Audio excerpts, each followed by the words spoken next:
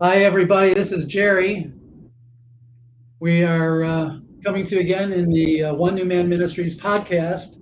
And I am so pleased to have Jen Rosner here with us today. We'll get to Jen in a moment, but I just want to remind you One New Man Ministries is an Ephesians 2 ministry, a ministry that is dedicated to tearing down walls of hostility. Because as it says in Ephesians 2, now in Christ Jesus, you who were once far off have been brought near by the blood of Christ, for he himself is our peace, who has made us both one, and has broken down in his flesh the dividing wall of hostility.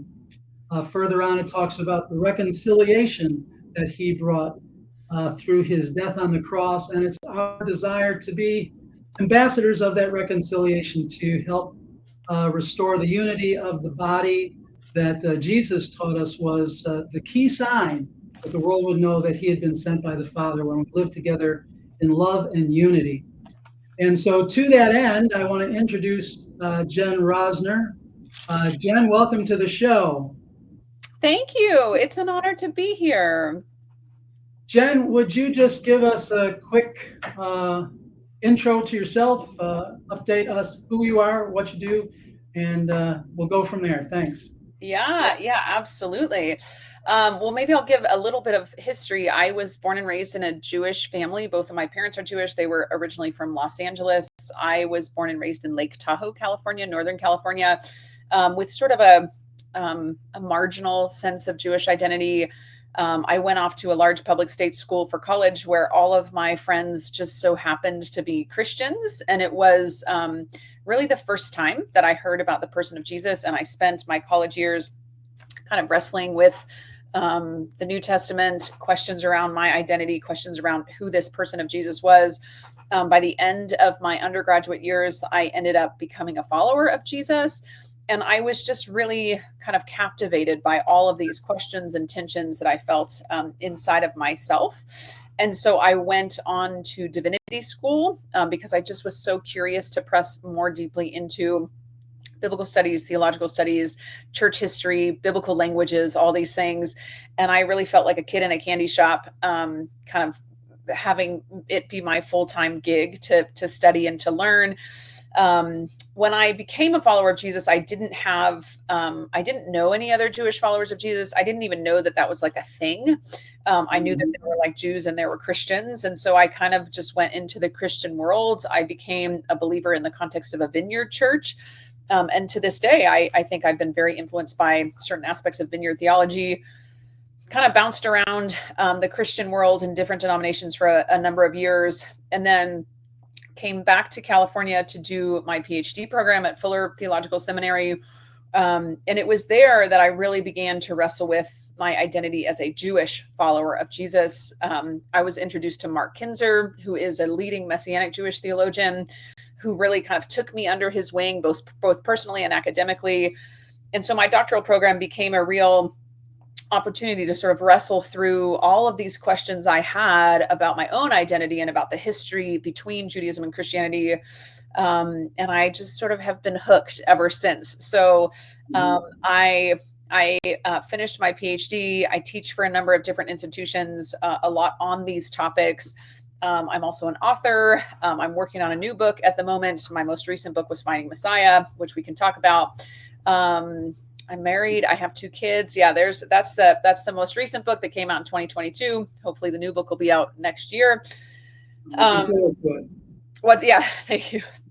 My husband is a Messianic Jew from Virginia. We spent a number of years in Israel, and we are now back in California. So that is the nutshell version of my story. Well, I want to commend your book, Finding Messiah. That's really the basis of why I tracked you down to see if I could talk to you. I read through this book. It must have been the first time 8 months ago or so now, and just finished going through it again. It is such a wonderful, rich book. Not only do you talk about some of the theological issues, but you do a lovely job of weaving in your personal story as well, and some of the places and people that you met along the way. So I do want to commend that to our listeners, and we will post that in the notes on our social media pages. But I want to get right into the first topic. I told you. We've talked before on our ministry show and with many others about replacement theology. Mm-hmm. And I wonder if you would take a few minutes to unpack replacement theology. I'll just give you a couple of questions to think about as you're going there. First of all, what is it? Mm-hmm. Is it unbiblical? And if so, why? Mm-hmm. Why is it so damaging? And then how widespread is it? And do you see any success in rolling it back? Mm-hmm. Yeah, great topic and really, really fascinating questions. I mean, I think just basically to get the definition first, replacement theology, and it looks a lot of different ways, but I would say a general definition is that somehow theologically, the church has replaced Israel. So God's covenant through Jesus with the Christian church somehow takes the place of or supersedes. One of the sort of synonyms for replacement theology is supersessionism, which gets used a lot in theological circles today, coming from this idea that God's covenant with the Christian church through Jesus kind of supersedes God's covenant with the people of Israel. And like I said, there's a lot of different ways that this plays out. It can be very explicit. It can be very subtle. I'll just mention probably the best book on the topic that I've ever found is this book called The God of Israel and Christian Theology by Kendall Solon, who this was actually a book in the 90s. It was his doctoral dissertation. He's also written a lot more since then, but this is a really good, it's a bit academic, but especially the first couple chapters just sort of diagnose supersessionism, replacement theology. He talks about a few different ways that it can play out. One of the sort of categories that he uses is called punitive supersessionism, having to do with punishment. The idea that because the Jewish people rejected Jesus, God sort of moved on from being in covenant with the Jewish people and then sort of moved on to the Christian church. He talks about something called economic supersessionism, just meaning that sort of in God's economy, in the unfolding of history, God sort of used Israel for a purpose and a time. And then that time came to an end and God sort of moved on to now be focused on the Christian church. So he talks about a number of different ways that it plays out that are a little bit theological and technical. But I think that at least for me, since I have been sort of studying these things for years now, to get to your question about how widespread it is, I will say it is very rare for me to go into a Christian setting, a Christian church setting, let's say, of any denomination or variety, and not encounter some type of supersessionism in hymns, in worship songs, in sermons, in liturgy. It is, from my perspective, really baked into contemporary Christianity, and it has been for centuries. And it's perhaps I'm just maybe particularly attuned to these things because this is sort of my wheelhouse. But even certain Bible translations, I would say, have replacement theology or supersessionism baked into them. Translation decisions that are made, translating, let's say, a Greek New Testament text into English. And it just, again, I'm very attuned to it by this point in my life. And I would say it's ubiquitous. It's all over the place in I would say just about every church context I've ever been in. And I think I would say that it's not always conscious and it's not always malicious on the part of Christians, pastors, professors, teachers, but it's just become part of the air that gets breathed in Christian sort of theological and pastoral circles. So I think a lot of times either Christian leaders are not aware that they're kind of imbibing some kind of replacement theology, or it's just what's been taught to them, and it becomes how they understand the Bible. And I think it's incredibly problematic because it essentially writes God's covenant with the people of Israel out of the story. Like it doesn't matter anymore. Again, we could sort of get there in different ways. And I think that from my perspective, that's a problematic reading of the Bible. I think God's covenant with the people of Israel is central from beginning to end of the story, from Genesis to Revelation. And I think I do think, to get to your last point, or one of your points, I do think we're living in a very hopeful time where we are seeing a lot more attention, and not just in academic circles, being brought to the problematic nature of replacement theology. Interestingly, the Catholic Church has really kind of led the way, and we can talk more about that, in terms of both naming and renouncing replacement theology. And I think we've seen a lot of Protestant denominations that are kind of following suit, but it's a big ship to turn, because it's been so, as I said, just sort of so baked into Christian theology, Christian preaching, for so long. But I do think it's a very hopeful time that we're living in a lot of ways, but also with regard to Christian leaders and teachers and pastors sort of recognizing and kind of wrestling with anew, if it's not this replacement theology model, how do we kind of put the theological, biblical puzzle pieces together in a new way? So that's my sort of initial response to that question. Well, you said something that kind of broke my heart there when you said it's in hymns, because I love hymns. So I was wondering, do you have a specific example or two? Yeah. If it's there and I missed it, I feel kind of. Yeah, I mean, Yeah, I about that. love hymns too. And I think, let me just say before I answer your question about hymns, I love hymns and I love Christian liturgy. And I think that there's something about that experience of being in a setting, a Christian worship setting, where I've just learned to kind of embrace the good with the bad. Like, there's so much beauty in Christian hymns. There's so much beauty in like contemporary worship songs. But there's also this kind of darker shadow side that I think, as I said, I'm particularly attuned to. But it doesn't mean for me that I can't have a truly worshipful experience singing a Christian hymn or a worship song or hearing a sermon. It just means that I sort of am aware of this whole kind of backstory that most people probably don't even pick up on. Your question about a particular hymn is a good one. I'm sure in 2 days I'm going to have a list of 10 to give you. One that sort of comes to mind, but I can't like recall the lyrics on the spot. But "O Come, Emmanuel," which is like one of my favorite kind of Christmassy hymns. Sure.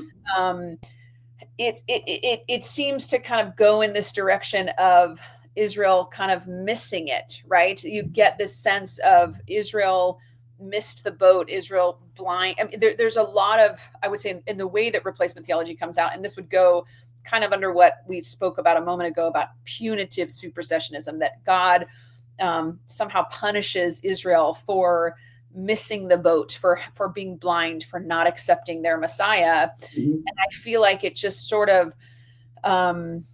it kind of weaves its way in. That's not the only way that replacement theology works, but I do think that the way that the Christian narrative gets told is often Israel failed, Israel sinned, Israel becomes an example of what not to do, and then the church, and you get this very strong dichotomy between Israel, which is kind of like law-based and based on works righteousness, and then the church, which is faith and grace and all of these kind of a little bit more ethereal, fluffy, spiritual good things up against these kind of fleshly, works-based bad things. And you get this kind of strong trope that I think, again, I think it's just the way that a lot of Christians understand the Bible. Israel was an example of what not to do, or what didn't work, or why the law failed. And that's not how I understand the story, to be sure. Sure. A close reading of the Tanakh shows that Israel did fail collectively, but there are believers, true faithful people, the remnant. This is an ongoing situation. I think that when Jesus says the way is narrow and few there be who find it, that applies to all of humanity, which Israel is an example. But their story is not unique, and it certainly has nothing to do with a covenant that he made with Abraham that can't be undone. I mean, I think that's one way to read those texts. I think for me, it's not so much about whether Israel fails. It's more, from my understanding of the biblical narrative, it's more about God's faithfulness to Israel Sure. that trumps Israel's faithfulness to God. So sure, Israel fails. Israel experiences chastisement. Exile is kind of the primary form of divine chastisement throughout the Old Testament, the Hebrew Bible. But I think that if we're going to read the Bible as a story of God's faithfulness, it actually becomes really problematic to somehow, however we get there, like write Israel out of covenant relationship with God. Because if God abandons Israel or something, there's a really troubling question, which is what's to keep God from then abandoning the church? The church certainly fails. And we see that all over the news all the time, church failures, leadership failures. But I think God's faithfulness to the church has to be based on God's faithfulness to Israel. Otherwise, we have a problem. And I think, what you're saying about, individual Jews, the remnant, I don't see those categories as much in the biblical narrative. I see more of a people of Israel. And sure, there's individuals and there's ways in which the actions of individuals impact the people, but I don't get the sense that God relates primarily to the people of Israel as individuals. It's a covenant people, and there's contours and there's nuance to that. But I think, again, in my understanding of the scriptures, there has to be a way in which God is faithful to the people of Israel. And that becomes the basis by which we can trust God, because God has bound himself to this people. So if somehow, one way or another, that covenant no longer stands with God and the people of Israel, I think it causes kind of some thorny problems down the road or downstream from that primary claim. Yeah, when I said what I said, I certainly wasn't trying to avoid. When I think you're right, the larger story is God's faithfulness, and I think that the significance of Romans 9-11 is just to back up Romans 8. Mm-hmm. These terrific promises that God made, you can rely on them because he has not abandoned his covenant with Israel, and that he will be faithful to the promises he made to the fathers. Yeah. And I think Romans 9-11 is obviously a key passage in these conversations. And I think it helps us to understand that God has hardened Israel for a time and for a purpose. And in some way, in God's wisdom, the covenant being open to Gentiles and Gentiles receiving the gospel of Jesus has to do with this hardening of Israel. But that's not like the end of the story. And I think this is why, and it's much debated, Romans 11:26, all Israel will be saved, right? That's the sort of grand finale. That's the end goal of all of this. And in the meantime, we're kind of in this strange detour where Gentiles, non-Jews, have accepted Jesus. I mean, that's the Christian church, right? And the Jewish people by and large have not. And so I think Paul is in some sense wrestling with the same questions that you and I might be wrestling with, of like, what do we make of the fact that most Jews today are not only neutral towards Jesus, but quite hostile towards Jesus in many ways. And I think for me, Romans 11 and 9-11 more broadly is very hopeful in the sense that this is all part of God's plan. Israel is not being punished for disobedience. It's God's hardening of Israel for a purpose and for a time. That. Looking forward to the day. That's right. Absolutely. So, what effect, you mentioned it in the book a little bit, but could you maybe elaborate on what effect the Holocaust in 1948 had on replacement theology? Yeah, I mean, I think it's been the latter half of the 20th century is really remarkable in a lot of ways. I mean, you have the Holocaust, of course, which I think brings onto the radar screen of Christians how problematic Christian theology had become towards the Jewish people. So, for example, Germany is the country where the best Christian theology has been coming out of. You have this legacy of the Protestant Reformation.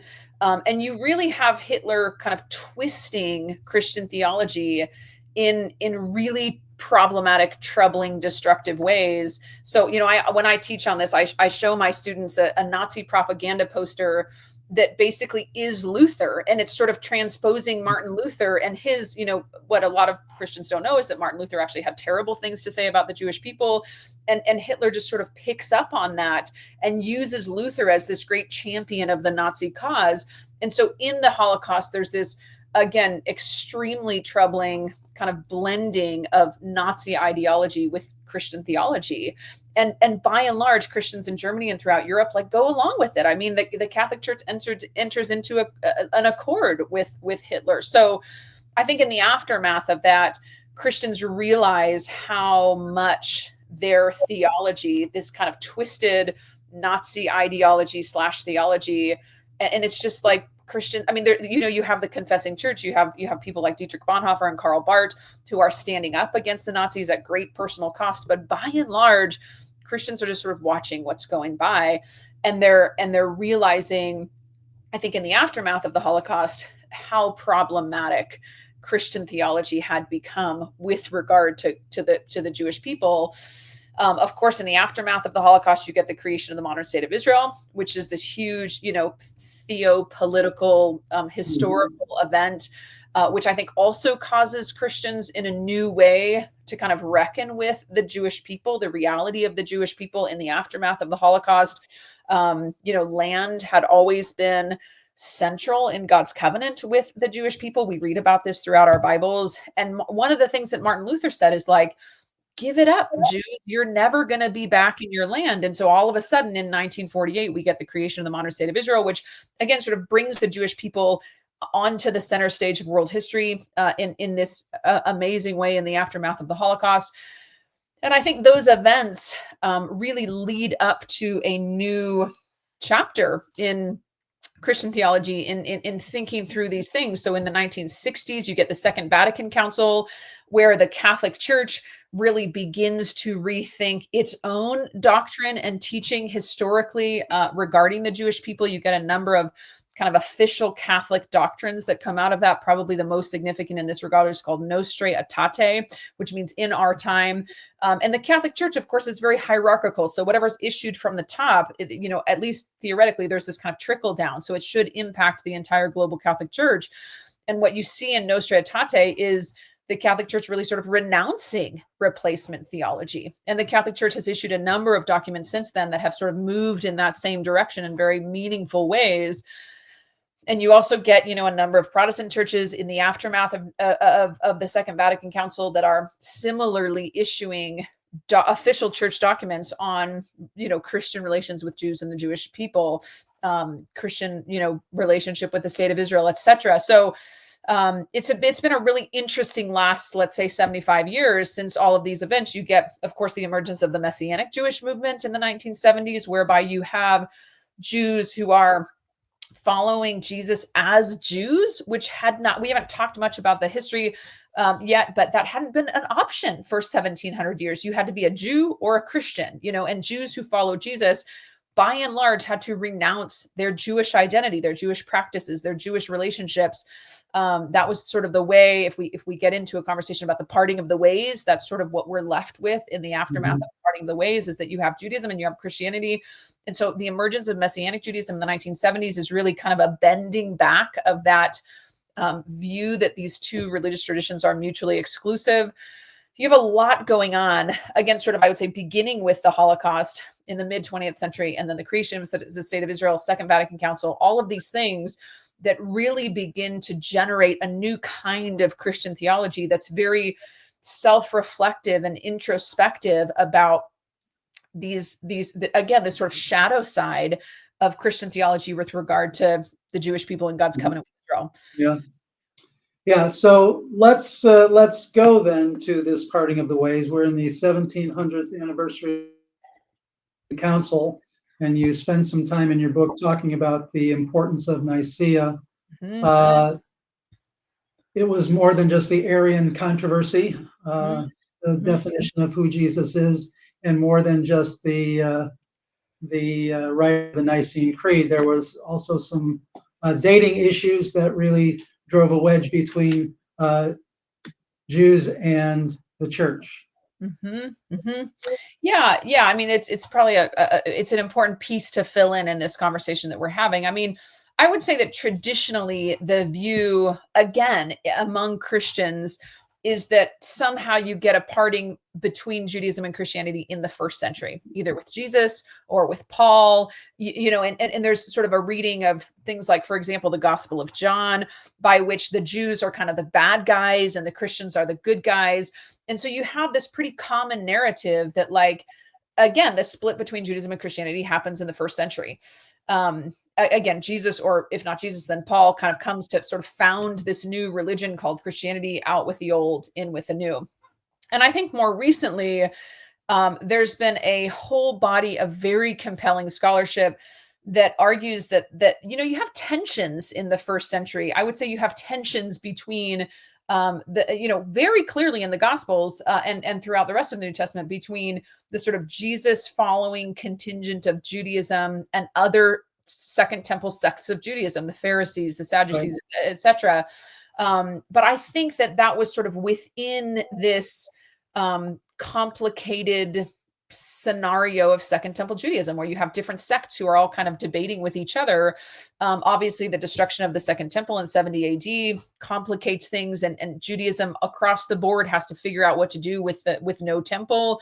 But I think that really what begins to happen is, once we get into the second century, you start to see Christian theologians, church fathers, people like Justin Martyr, Ignatius of Antioch, etc., who begin to kind of tell a story, which is where we originally get the roots of replacement theology, that God is done with the Jewish people, right, that anybody who practices Judaism cannot follow Jesus, which of course is not what we see in the New Testament. Who are Jesus's followers in the Gospels? They're Jews, right? The disciples are Jewish, the apostles are Jewish, and they're, I think, very clearly living Jewish lives. So you begin to get a shift in the narrative in the second century, the way that the story's told, this hostility between Judaism and Christianity that I think plays out over the next few centuries.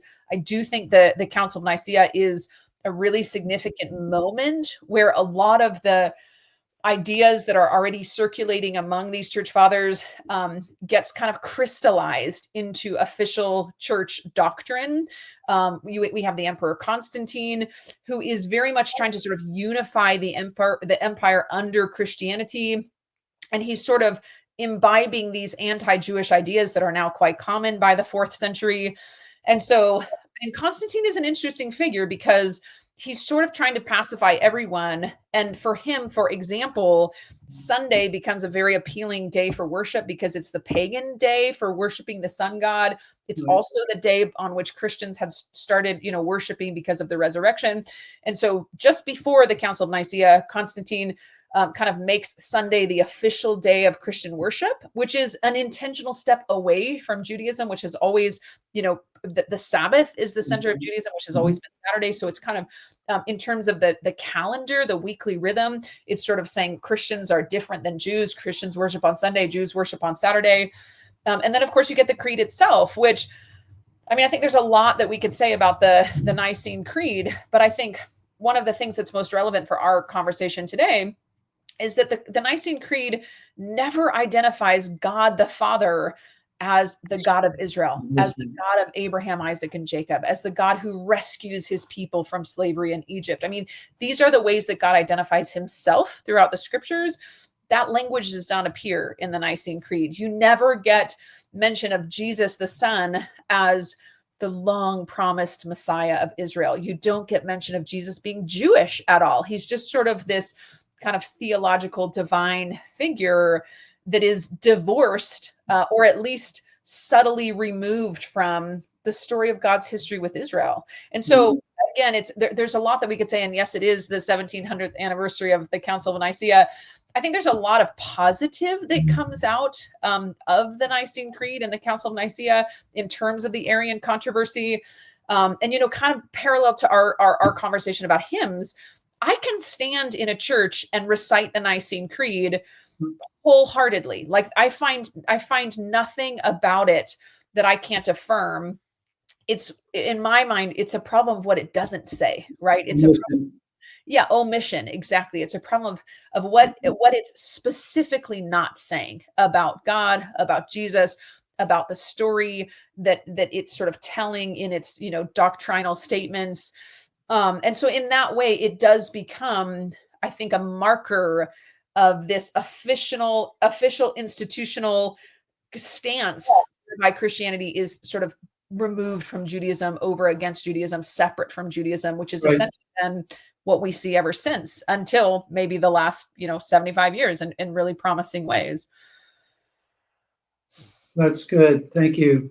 Um, so the issue of embodiment Mm, has really exploded in the larger culture as well as in the church discussions with social media, with the growing AI technologies and concerns about them.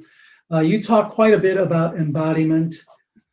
Maybe you could lay out for us some of the issues there. One of the questions I had for you that struck me was, in what ways has evangelicalism been influenced by Platonic dualism, and what has mhm. that got to do with embodiment? It's a lot Yeah, of yeah, highfalutin words in there, but I think yeah. it's important. No, big words. Yeah, I mean, that's a great place to start. I mean, Platonic dualism obviously comes from Plato, who was a Greek philosopher several hundred years before the New Testament was written. And Plato had this worldview whereby there's this kind of higher ethereal spiritual world. And then there's this kind of lower, kind of fallen physical material world. And so there's kind of these two levels, hence the phrase dualism. There's these two levels. Right. Um, Let me stop you. I lost track of the time. I need to say goodbye to our radio audience. I want to thank you for joining us. I hope you've been inspired by the first half of my conversation with Jen, and that you'll go onto your podcast servers and listen to the rest. But we want to bless you and thank you for joining us, and hope you will join us again next week. God be with you. All right. So I'm sorry. no, So that's we're okay. right That's right okay. in the middle of laying out Platonic dualism for us that came from Plato. Right, exactly. So this is kind of this worldview. And for Plato, everything that's in this kind of higher spiritual, ethereal, disembodied world is like that's what's better. That's the goal. So actually, the Bible, if we read Genesis 3, has this kind of account of the fall, this kind of cosmic catastrophe that, at least according to a Christian rendering of scripture, really changes the whole narrative. Plato has his own like version of a cosmic catastrophe. He writes about it in his dialogue with Phaedrus. And for Plato, what happened in this cosmic catastrophe is that human beings, which were these sort of disembodied spirits, fell into bodies and became sort of trapped in these bodies. And so our bodies, according to Plato, are like the problem. Like that's one of the things that is this sort of struggle with human Mhm. existence. And so the goal becomes to kind of transcend physical existence and get back to just this purely spiritual existence that we were sort of in before this fall into bodies. And I think we see, because the New Testament is penned in sort of this Greco-Roman environment. Paul is a really interesting figure in this regard, because I feel like Paul, on one hand, is a practicing Jew till the day that he dies, and we'll talk in a minute about how Judaism is different than Platonic dualism. You also see passages where I think Paul sounds a bit dualistic, sounds a bit Platonic. And so if that's Platonic dualism, Judaism, on the other hand, has always been a deeply embodied religious tradition. I mean, if you read the Torah, which has, these 613 commandments, so many of them are about what we do and don't do with our bodies, right? There's all the dietary laws that there's, lots and lots of. So what we eat, what we don't eat, how we spend our time, Shabbat restrictions. There's things about clothing and mixed fabrics. There's things about, all these bodily fluids and skin diseases and, sexual relations. It's all very like fleshy and embodied, which is a very different way of approaching spirituality than this Platonic dualism. And so what we could say, I think, is that the same way that Plato thinks the goal of the spiritual life is to transcend these bodies, to sort of that's where you get this like asceticism, like extreme self-denial, etc., to try to like discipline our bodies in the hopes of ultimately kind of overcoming them. Judaism is almost like the opposite. It's like bringing God, bringing the divine into the everyday like vicissitudes of everyday life, of our bodies, of our families, of our homes, of our kids, of our time. There's this real sense in which the divine is like embedded in the particulars of embodied human life. And I think Christianity, and you asked particularly about evangelical Christianity, I think Christianity has largely, again, probably not in a super conscious way, in the same way that replacement theology isn't this like conscious decision that Christians make to like be replacement theologians. I think Christianity, by and large, kind of follows this Platonic dualism model. And again, I mean, when I go to a church setting, I pick up on these things whereby, for example, when we die, our bodies like float off into this kind of spiritual realm.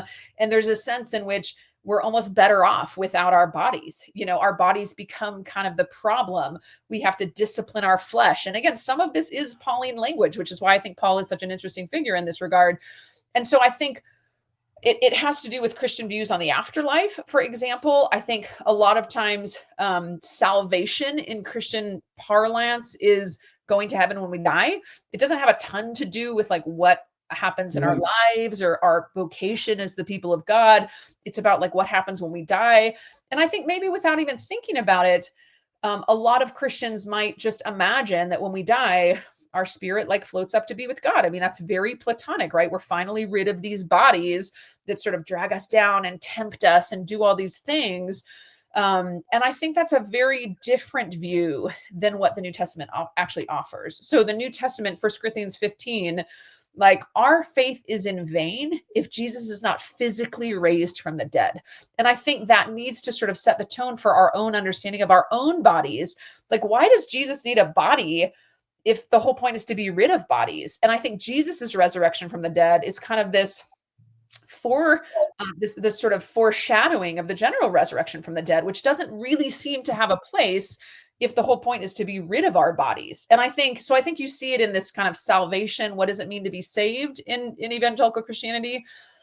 And I think you also see it in what it means to be a disciple of Jesus, which tends to, at least in certain evangelical settings, be about things that we believe with our brains, right? It's about believing the right doctrine rather than how we actually live and how we actually like move about as bodies in the world and in space and time. And you have some really amazing Christian voices who are kind of pushing back against this. I mean, in my classes, I teach a lot on Dallas Willard, who, you know, he's sort of a generation ago. He wrote a book called The Spirit of the Disciplines. He wrote a lot of books, and he's really trying to get Christians away from this dualistic spirituality. And one of his big things is like spiritual disciplines. It's about, it's kind of I see it as like a Christian equivalent to Jews following Torah. It's about what we do and don't do with our body and our resources and our time and our relationships. A kind of a more contemporary voice that I particularly like is John Mark Comer, who's an evangelical pastor who I would say is a little bit like Dallas Willard 2.0, and that he's trying to get Christians to think about things like Sabbath and different spiritual practices that sort of ground our spirituality in our bodies. But I think that's a pushback to what has been the more traditional, at least evangelical approach to spirituality, which is this sort of very spiritual, very ethereal, very belief oriented, not so much grounded in our bodies, which, as I said, I think has its history in this whole Platonic dualism influence. Well, it's funny you bring this up here. I just finished reading James again, and I think if we read Paul in light of James a little bit, we wouldn't have this problem so much. Yes, yes, Uh, absolutely, absolutely. works have gotten a bad name, Mhm, mhm, and I think if you push people, they will agree mhm, that our faith has to be lived out through the body, and the body is important. But I think at that unconscious level, a mhm. lot of people do just uh, retreat into sort of that the spirit is better than the body. The other thing that I think is part of the problem is the Hebrew word nephesh, Mhm, mhm, mhm. which is the all-encompassing word for me as was it in your book or somewhere else? Are we embodied souls Mhm. or are we soulless bodies? Mhm, mhm. Well, Yeah, either way you look at that, the body is a big part of it. yeah, yeah. I mean, it's interesting. Just two comments on that. Your mention of the Book of James. I mean, and again, a lot of this I think comes back to the Protestant Reformation, where you get this. The Protestant Reformation is interesting because you have Martin Luther, who's pushing back against legitimate corruption in the Catholic Church, Right. but he does that by sort of reading his own story back into Paul, and particularly Paul in Romans, where he sees that his struggle against this big corrupt institution called the Catholic Church, he says that's just the same as Paul struggling against this big corrupt institution called Judaism. And so while Martin Luther is sort of breaking away from the Catholic Church, he sees Paul as breaking away from Judaism. And so that's tradition, that's how Paul gets read for hundreds of years. And Mhm. even before Luther, this idea that Paul's relationship to Judaism was the same as Luther's relationship to the Catholic Church, which I think is this very interesting kind of overlay that has kind of influenced a Protestant reading of Paul. And Luther wanted James to be taken out of the canon. Do you know what I'm saying? Like Luther had a problem because Right. it sounds too Jewish, it sounds too worksy. And so I think that's just an interesting note on the Book of James. And I think just briefly to comment on this distinction, it's actually from Daniel Boyarin, who's a Jewish scholar, um, who says that according to the traditional Jewish understanding of what it means to be a person, we are ensouled bodies. And according to the traditional Christian understanding, we are embodied souls. And so when I teach about this in a classroom, I put those two terms on the whiteboard and I say, let's unpack them. And what we see is that each term has a verb and has a noun and an adjective. So according to the Jewish narrative, what it means to be a person is primarily to be a body. That's what it means to be a human being. And we are the kind of body that has a soul. And then we could talk about maybe bodies that don't have souls, like maybe your dog or your bird or whatever. We could have a conversation about that. But what it means to be a person is to be a body. Whereas according to the sort of more common Christian understanding, and I think you're right, I don't think that this is a conscious thing that Christians would say, or Christians would be negative towards, spiritual disciplines or works, but it's just sort of unconscious. I think in the Christian narrative, what it means to be a human being is to be a soul. And we're the kind of soul that has a body. But there's almost this sense, getting back to Platonic dualism, in which we might be kind of trapped in our bodies. And it raises the question, at the very least, of whether we could be souls without bodies, which is what Plato would say is how it was in the beginning, how it's supposed to be. And I think Christians kind of maybe internalize that, just the notion that we're primarily souls versus this Jewish notion that we're primarily bodies. I think you see that in the way that these different traditions have played out. Mhm. Mhm. So, what would you say in our current situation? The church, I mean, I've read all kinds of people talking about embodiment from, the Christian vantage point. What would you uh, counsel young people? You're a college professor. Embodiment. How do we counteract a culture that's pulling us further and further out of our bodies?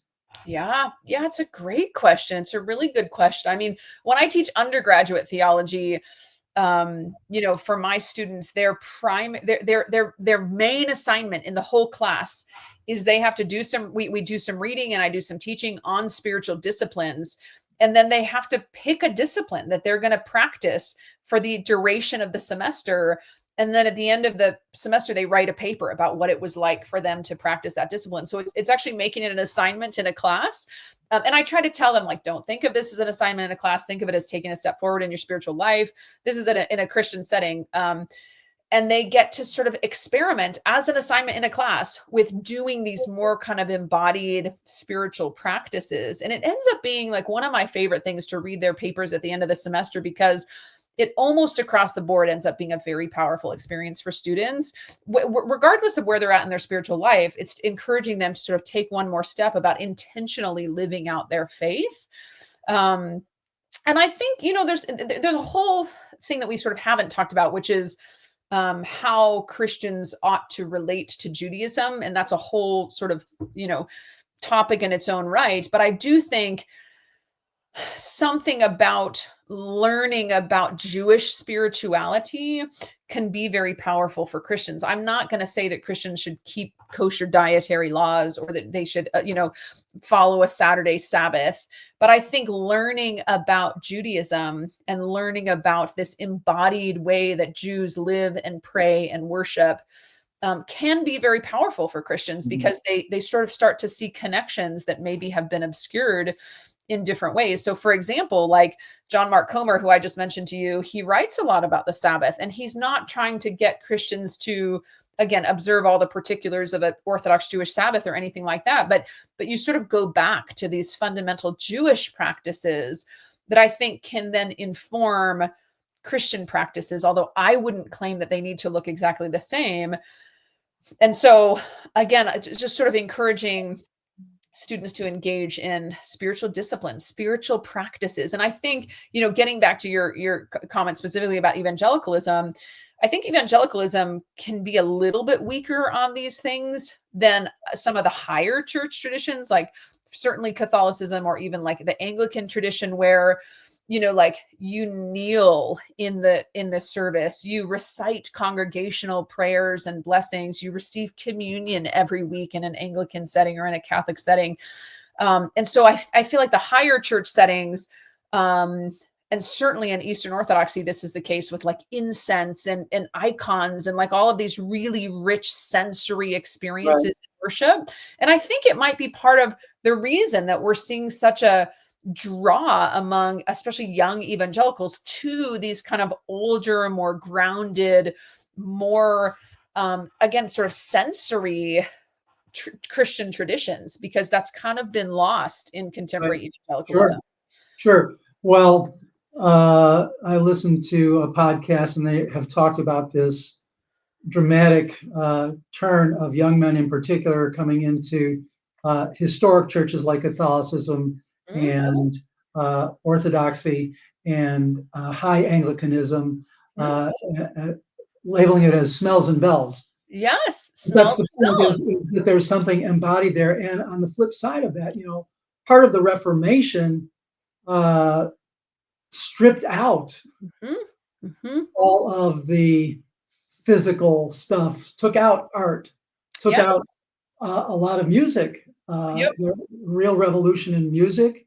And I agree with you. There's something powerful about kneeling, and the whole experience of using our bodies in worship is. I think that your charismatic expressions also. I think that's the other side of where these are particularly English people talking, and this is where the real growth is happening, either in the smells and bells or in the charismatic side. And again, in the charismatic worship experience, it's very physical. Yes. I mean, getting back to, I mentioned that I became a believer in the context of a vineyard church. Right. And in the vineyard church, I mean, we're laying hands on people. We're like, praying for healing, casting out demons, like all of that, like charismatic expression is very embodied, and it's this very interesting, intense understanding and approach to the spiritual world being kind of intermixed with the physical world. But absolutely, yeah, that is a different kind of thing than, some versions of evangelicalism that can be more disembodied, intellectual, etc., where there can almost be kind of a discomfort with the sort of physical kind of engagement, which again, I think is why we're seeing a draw to some of those more embodied expressions of Christianity. Oh yeah, I've been in churches it's gotten much more free in the years that I've been a Christian, but I can imagine what would have happened in some of the churches of my early Christian experience if I had raised my hands. Mhm, mhm. Yes, I yes, would have been shown the absolutely. door. Yeah, these sort of subtle messages that it's sort of not okay to do certain things. Right, And that's, there might be reasons for that and they might be legitimate, but I think there's a bigger story that's kind of unfolding about this whole notion of embodiment in Christian worship and spirituality. right. Um, the one fly in the ointment for me about the ideal thing, and I certainly agree with everything you said, but the one weird part of it is the tabernacle that was made after the perfect one, the ideal one in Mm, heaven. That that is something to think about. Is it just a yes. spiritual thing, or is it some sort of genuine spiritual slash physical thing Yeah, that I mean, Moses gets the pattern for? I think it's probably both in a very powerful way. It makes me think about the book of Hebrews. Mhm. And there's one scholar in particular named David Moffat who I think is doing really incredible work on Hebrews. And he talks about, I mean, he sort of touches on a lot of the themes that we've talked about. And I mean, one of the things that he says, getting back to this sort of notion of resurrection, is that, evangelical Christianity, and you could even say maybe historic Christianity more broadly, there tends to be this real emphasis on the cross, right? The cross is where like everything sort of important happened in Jesus's Right, like, coming to earth.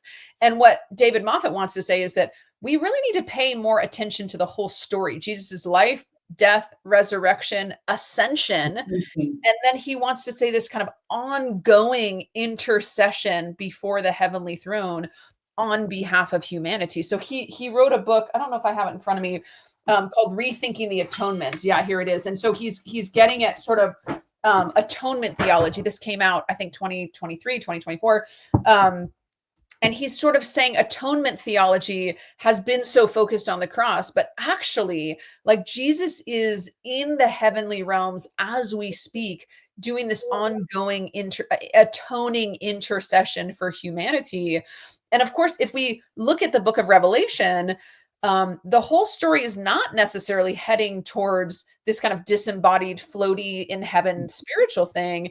It's heading towards the new Jerusalem, right? It's heading towards new creation, which is deeply embodied. And so I think David Moffat, at least for me, in his work on the book of Hebrews and the tabernacle and all of these things, has really kind of brought a continuous thread of like these are physical realities. They start, we start in a garden, and we move towards a city in the end of the story. If we're looking Genesis to Revelation, these are very embodied images, and I think it sort of helps make the connection of why Jesus's physical resurrection and ascension is a really important part of the story. Whereas I feel like, again, in the kind of sometimes evangelical understanding of salvation, it doesn't really make sense why Jesus still needs a body, or why we like might still want our bodies someday after we die and we're floating around in heaven.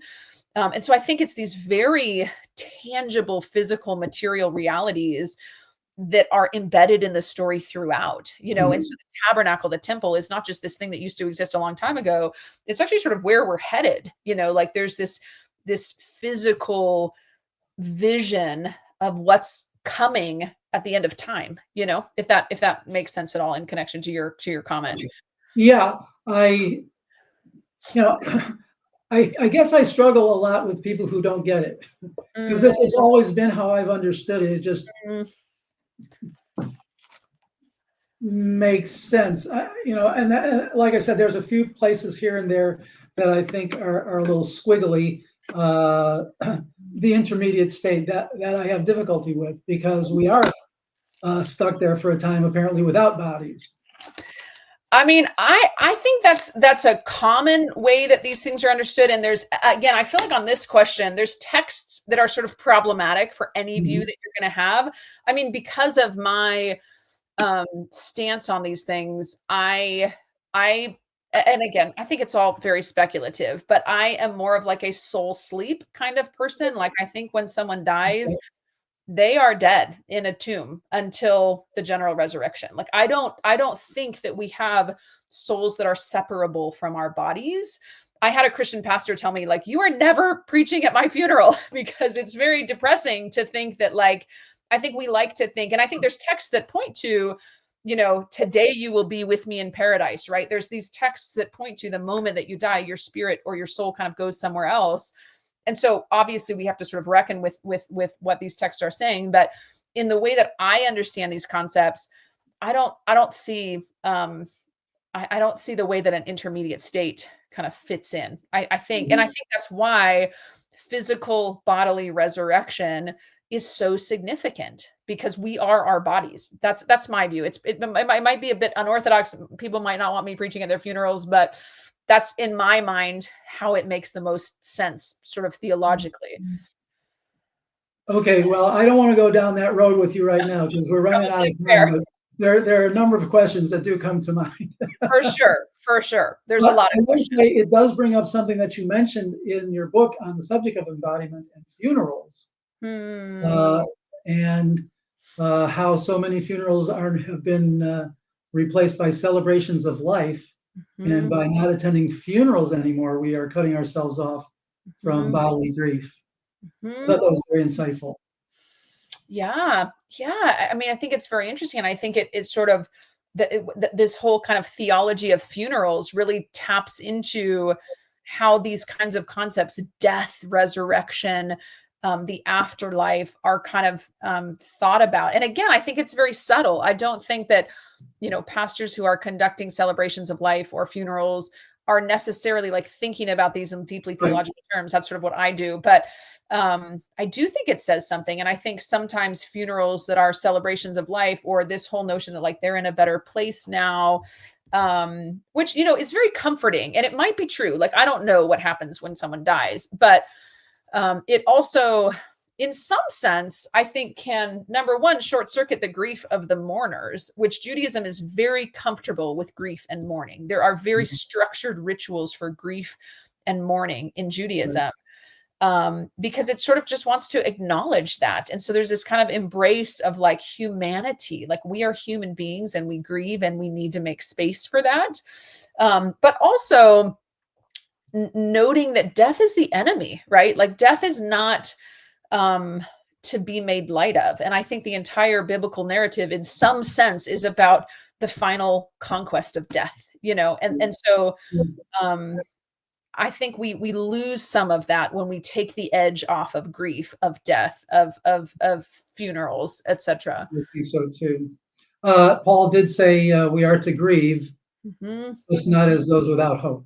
Yeah, yeah, yes, absolutely. And there is something eschatological about our hope. Like there is a way in which the grieving lasts until Sure. Oh, yeah.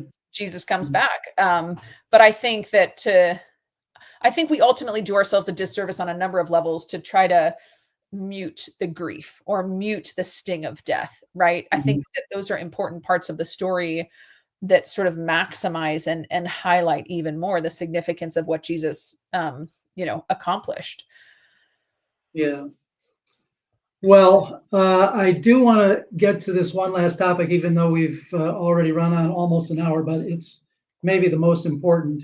And that is, you say we have to have a rethinking of core theological categories, perhaps most centrally our gospel message.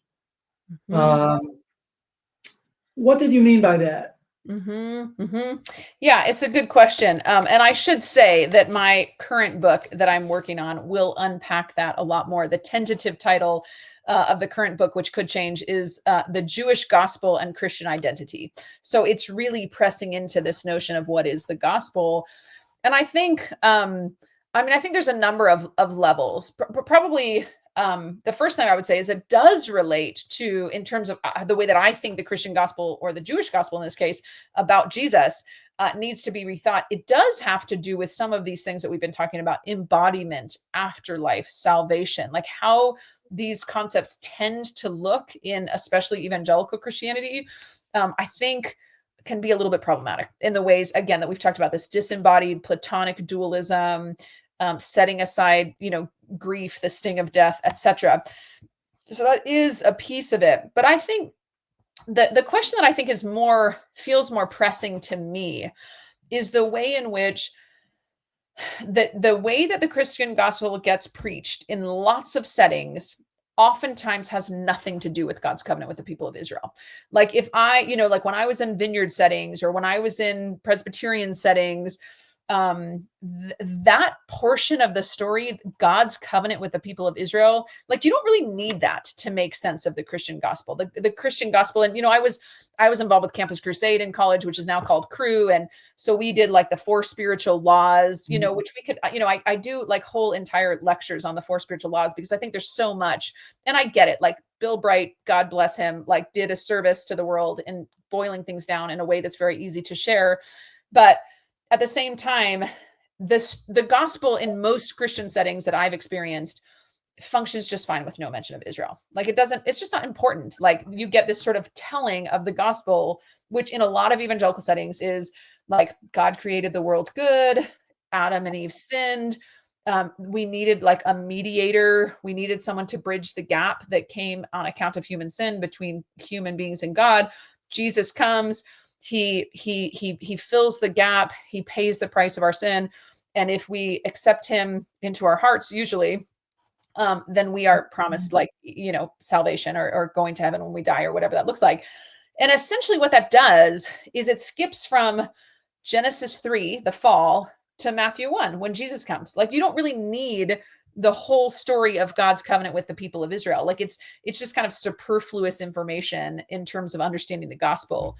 And I think that's a really big problem. Like, I think that we have to understand God's covenant with the people of Israel, which is like what our entire Old Testaments are about. And I would also say our entire New Testaments, to even understand like who this person Jesus is. And so I read the biblical narrative much more along the lines of God's election of Israel is central in the story. And there's all kinds of reasons why God chooses this particular people to be his unique, special, covenanted people. I mean, ultimately what Israel is doing is they're revealing God to the world, right? Through the way that they live, through the practices that they take on and what they don't take on. Through their refusal to worship idols, etc., which of course they fail. And we have all these stories. And I think you have inklings going all the way back to Genesis 12, but certainly in the prophets, Isaiah, that like the big vision is that Israel is a light to the nations, right? That through Israel, somehow, someday, all people are going to come into covenant relationship with Israel's God. And I think that's what we see happening through Jesus in the New Testament, right? This whole notion of Gentile inclusion through Jesus, finally, in a way that was long foretold, Gentiles, non-Jews from different people groups and nationalities and countries and languages and backgrounds are coming into covenant relationship with Israel's God alongside the people of Israel. And so my reading of the gospel has a lot to do, and getting back to like the whole notion of Ephesians 2 about reconciliation between Jew and Gentile. Like that is what I think as we read our Old Testaments, you have very clearly these 2 categories of human beings. In the same way that you have male and female, you have Israel and the nations. You have Israel and everybody else. And sure, there's some, boundary crossers, right? We could talk about that. That's very interesting. But by and large, throughout the Old Testament, you see Israel who's worshiping the one true God, and everyone else, the nations who are worshiping idols and trying to drag Israel away from worshiping the one true God and trying to drag Israel into intermarriage, trying to fight over the land with the people of Israel. And it's this story of hostility between Israel and the nations. And I think what we finally see in the New Testament through the person of Jesus is not only this kind of atonement at one meant, right, between God and humans, but between Israel and the nations, these primary actors in the biblical narrative, you see through the person of Jesus that now you have Jews and Gentiles worshiping the one true God side by side. And I think that was always what was kind of foretold, that, Isaiah talks about, like, in that day, the knowledge of God will cover the earth, like the will sort of cover the earth like the sea, like the water covers the sea. Right. So this notion that all people will know who God is, this notion, it won't just be Israel that's like Right. God's covenant people. All people will be called into covenant relationship with God. And so it's this kind of more, it doesn't undo certain aspects of like the four spiritual laws, but it's a much richer, fuller narrative understanding whereby God's covenant with the people of Israel like actually really matters in terms of how we understand and preach the gospel about Jesus. So what I hear you saying, I think, is we need a fuller understanding of what Jesus or what Matthew meant when he wrote, or Mark, I forget which one now. Jesus came preaching the kingdom of repentance and forgiveness. That he comes speaking to Jewish people with kingdom pictures already in their mind, who have the history of what God has been doing since Abraham. And so for them, they don't need somebody else to tell them the story, they're living it. Yeah. As Yes. opposed to the gospel, the central core of the good news that you would want to make known to somebody who says to you, what must I do to be saved? You're not going to unpack all of Israel's history, are you? You're going to tell them what was first delivered to you, that Jesus lived and died and was buried according to the scriptures, and the third day rose again according to the scriptures. Believe on the Lord Jesus Christ and you'll be saved. We're not talking about that sort of gospel presentation as much as this larger understanding of what all is entailed in the good news, in the herald, right? That's what's behind the word. The heralds who come announcing good news. Well, the good news is the kingdom is at hand because the king has arrived. Right? Yeah, I mean, it's an interesting question. And I think, one of the things that a dear friend of mine brought to my attention is that all of the words that Christian theology and spirituality is built on, words like blessing, salvation, covenant, all of these things, those words don't make any sense unless we understand Israel, right? Like we have to understand to understand what any of that means, like sin, forgiveness, pure, impure, holy, like all of those words like come from a lexicon of God's covenant with Israel. And really, if we want to understand what is salvation, what is resurrection, I think we have to go back to God's story with Israel. It's not just sort of unnecessary trappings to the gospel. And it's interesting the way that you phrased that question, because I was recently talking with a really good friend of mine whose father is a vineyard pastor and whose husband is like an evangelical kind of mega church pastor.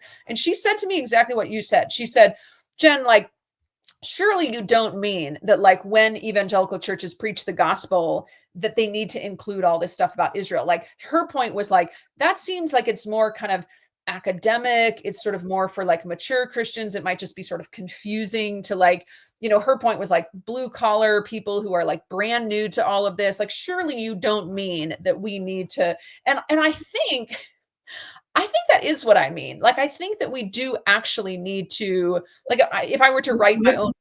I was not implying that that's unimportant or things that people should know. In fact, my point has always been for the first generation of believers, the scriptures were Tanakh. Yes. And there's just such a huge assumption on Paul's part when he is writing to them that there is an Old Testament background to what I'm saying to you that you must know in order for this to make sense. So I'm certainly not taking the position I think where your friend is, but mine was more like, okay, I have 5 minutes here in a coffee shop. I happen to wind up talking to somebody. So in terms of, well, this might get to what we mean by atonement. Do I want to focus on penal substitutionary atonement in my Right. gospel presentation. Right. Right. I mean, again, that's I guess we would tend to land there if I've just got a couple of minutes, because the biggest problem that individual has is separation from God because of sin. He doesn't need to know all the background of how the Old Testament lays out for us who God is and why sin's a problem and what holy is, but he needs to understand you got a sin problem, and Jesus is God's provision for you here. I mean, again, I don't know if you gave me 5 minutes in a coffee shop with someone who had no idea. I think that I tend to approach these things more as like an invitation. Like for me personally, and I know like the sin problem, four spiritual laws, like a lot of people come to faith by that gospel. And I don't think that there's like, I don't want to say it's a false gospel or it's, you know what I'm saying? Like, I think God uses this gospel presentation in really mighty ways. I think I view it more in terms of an invitation. Like God is inviting us to be part of this larger story, which was intended for human beings. And it's like the whole point of what human life is created to be about. Um, and so I don't know. The sin problem thing is probably not how I would go about my 5 minutes in the coffee shop. Right. And this obviously is much larger conversation than the like 5 minutes that we have right now. But I'll just say, I mean, one of the verses that I really kind of sit with on this regard is Jesus's presentation in the temple in Luke 2, and the words of Simeon, who says, this is again Luke 2, verse 30, "For my eyes have seen your salvation." There's that word, right? Which evangelicals love, "which you have prepared in sight of all the nations, a light for revelation to the Gentiles and the glory of your people Israel." So this is Simeon's understanding of what it means to behold Jesus in the temple. What salvation means is a light to the Gentiles and glory for your people Israel. So there's something about and one of my favorite Christian theologians is Karl Barth, who uses this notion that kind of rings Luke 2 in my mind of like salvation as awakening. It's waking up to the story that we're a part of, that God has invited us into as his people.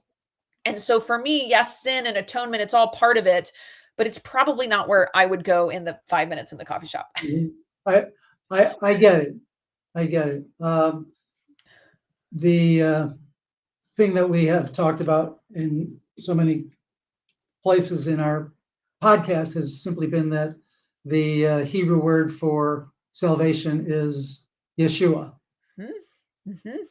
And yes, he embodies all of God's promises. They are all yes and amen in him.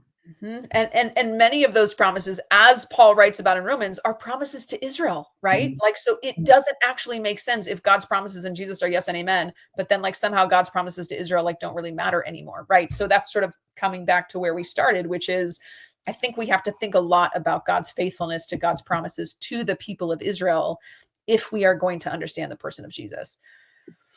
Well, it has been stimulating, and I feel like I could go another hour or two. There's so many things in your book that were worth tracking down with you. Some other questions that you just kind of left a statement that I thought needed some broadening. Hopefully we can get together sometime again and follow up on some of those. But I have enjoyed this so much, and I hope that people understand what we're talking about, that you can count on God's faithfulness to you if you're a Gentile, because God is still faithful to Israel. Yeah, absolutely. Yeah. Well, thank you for the conversation. Thank It's you. a lot of fun, and we can certainly do a part 2 sometime. Jen, if you would like to pray for us on the Yeah. way out, we would love that. I would love to. Sure. Okay, great. Well, God, I thank you for Jerry. I thank you that our paths have crossed. I thank you for his ministry and the work that you are doing in and through him. I thank you for the opportunity to have a conversation about so many of these topics. And I just pray for the listeners of this conversation, that you would lead us into a very fruitful wrestling with how to know you and how to understand our Bibles, and what that means for us in our everyday lives as Jews, as Gentiles, as your people, as those who maybe are curious about you, I just pray, God, that you would continue to lead each of us on the path that you have for us, God, and that we would feel comfortable to kind of ask the hard questions and wrestle with things. And when we open our Bibles, if we don't understand something, that we would kind of press into that we would press into some of the tensions or some of the ways that the story gets told that might kind of strike us as replacement theology or strike us as disembodied.